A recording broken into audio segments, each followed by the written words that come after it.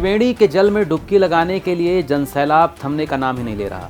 महाकुंभ में अव्यवस्था पर आस्था भारी पड़ रही है और यह प्रमाण है कि भारत में हर नदी पूज्य है, गंगा की तरह। गंगा के साथ साथ यमुना, गोदावरी, कृष्णा, कावेरी, नर्मदा सभी नदियों को माँ की तरह पूजा जाता है, लेकिन एक नदी ऐसी भी है जो शापित है, उसकी पूजा नहीं होती, जबकि वह भारत की प्रदूषण रहित नदियों में से एक है। अपने जन्मस्थान मध्य प्रदेश के महू से उत्तर प्रदेश के इटावा में यमुना में मिलने तक 900 किलोमीटर लंबी इस नदी को, साल भर बहने वाली नदी को चंबल नदी के नाम से जानते हैं। डकैतों के नाम से मशहूर इस नदी की पूजा नहीं की जाती।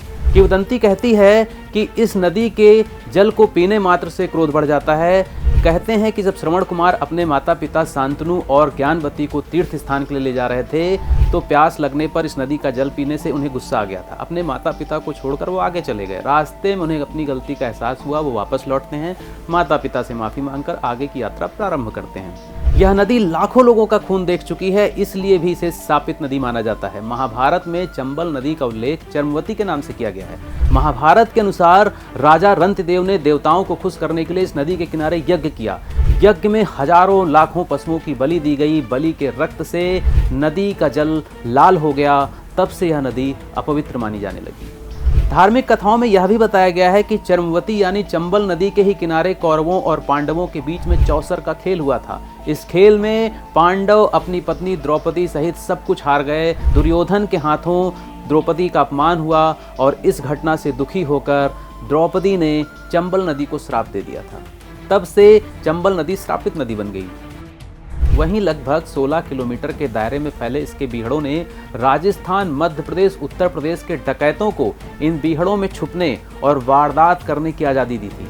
चंबल के बीहड़ों ने मोहर सिंह, मलखान सिंह, पान सिंह तोमर, फूलन देवी, बाबू गुर्जर, निर्भय गुर्जर, सलीम गुर्जर, विक्रम मल्लाह जैसे खुखार डकैतों को देखा।